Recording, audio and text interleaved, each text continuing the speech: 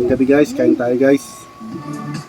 Ito po yung ulam natin na luto na guys. Milestone na itinagdiriwang ang Nations Girl Group at Cruise dahil pumalo na sa 1 billion ang adobong manok guys, saka atay, saka balbalunan guys, halo-halo na. Dinideklara ng Malacanang na regular Kain tayo holiday guys. ang April 1, 2025 sa buong bansa para sa pagdiriwang ng Idil Fitir o Target kumain na. sa inilabas na proclamation ng 1839 ng Palasyo, inikayat ang sambayanan na makiisa sa mga kapatid nating Muslim sa selebrasyon ng nasabing okasyon. Chop guys. At manghang pa. Idil Fitir. Holiday. Sarap. Topic pa rin sa NLEX. May 2 hours daw. Tatlong linggo, ano? Tatlong linggo daw.